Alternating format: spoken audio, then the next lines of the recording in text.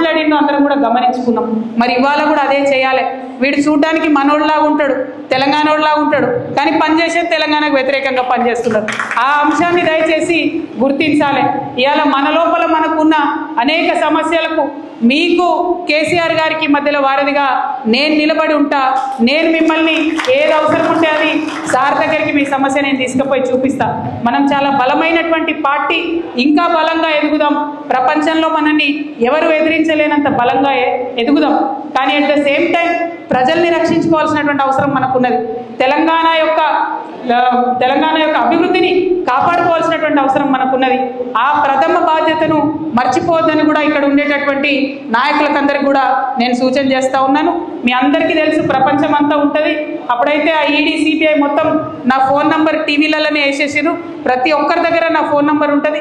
Phone number లేని వాళ్ళు Instagram, Facebook, Twitter ఎట్లా అన్నా నన్ను రీచ్ కావచ్చు. మీకు ఏ సమస్య ఉన్నా తీర్చేటటువంటి బాధ్యత నేను తీసుకుంటా. కేసీఆర్ గారి దగ్గరికి మీ సమస్యను నేను వివరించి తీసుకొని వెళ్తా. మీరు నాకు ఒక వాగ్దానం చేయాలి. భద్రాచలంలో ఉప ఎన్నిక వస్తే ఎట్టి పరిస్థితులలో మళ్ళా ఇదే గులాబీ జెండా ఎగిరేయాలని చెప్పి మాట మీ అందరి దగ్గర నేను తీసుకుంటా ఉన్నాను. మరి ఇక్కడికి భద్రాచలంతో నా అనుబంధం ఇప్పటిది కాదు, అనేక సంవత్సరాలది. ఆనాడు భద్రాచలంకి బతుకమ్మ చేయడానికి వచ్చినప్పుడే నరసింహమూర్తి గారి ఇంటికి కూడా నేను వెళ్ళడం జరిగింది. ఇక్కడ బతుకమ్మ రాముల వారి సన్నిధిలో చేసినప్పుడు నాకు బాగా గుర్తుంది. జయశంకర్ గారు, కేసీఆర్ గారు ఇద్దరు పక్కపక్కన కూర్చొని నాకు ఫోన్ చేశారు. నీకు భద్రాచలంలో ఇంతమంది లేడీస్ ఎట్లా వచ్చినారు అసలు అని అడిగినారు. అంటే నేను చెప్పాను, లేదు ఇక్కడ చాలా చైతన్యం ఉన్నది, చాలా అద్భుతంగా పనిచేసేటటువంటి వ్యక్తులు, నాయకులు ఉన్నారు, అందుకే ఇంత మంచిగా ఇక్కడ పండగ జరుపుకుంటా ఉన్నారని చెప్పినాము. ఆ చైతన్యం ఇప్పుడు ద్విగుణీకృతమైంది. మన రాష్ట్రం వచ్చింది, మన రాష్ట్ర పండగ, మన రాష్ట్ర పద్ధతులు, మన రాష్ట్రం, మన రాష్ట్ర అభివృద్ధి అనే ఒక సోయి అందరికి కూడా ఉంది. కాబట్టి దాన్ని కాపాడుకునేటటువంటి దిశగా మనందరం కూడా ప్రయత్నం చేద్దామని మీ అందరినీ కూడా కోరుకుంటున్నా. అనేక మంది అనేక రకాలుగా ఉద్యమంలో పాల్గొన్నాం. ఆ స్ఫూర్తిని మాత్రం విడిచిపెట్టొద్దని చెప్పి ఒక సోదరిగా ఏదేమైనా మీకు అండగా నేను నిలబడతానని చెప్పి మీ అందరికీ కూడా మళ్ళీ మనవి చేసుకుంటూ, మరి కార్యక్రమాన్ని ఇంత సమన్వయంతో నిర్వహించడానికి దోహదపడ్డట్టు మన దిండిగాల రాజేంద్ర అన్నకు మళ్ళీ ఒకసారి ప్రత్యేకంగా నమస్కారాలు, తమ్ముడు హుసేన్కి మళ్ళీ ఒకసారి ప్రత్యేకంగా నమస్కారాలు తెలియజేస్తూ మీ అందరి దగ్గర కూడా నేను సెలవు తీసుకుంటున్నాను. Thank you.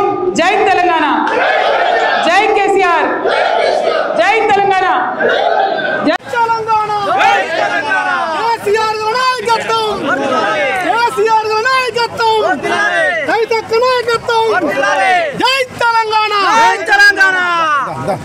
కొడి ఉన్నారేందరు అదే దిగుతురు, ఇప్పుడు కాదు, గుడికి పోయి రాండి. గుడికి వచ్చినాక గుడికి పోయి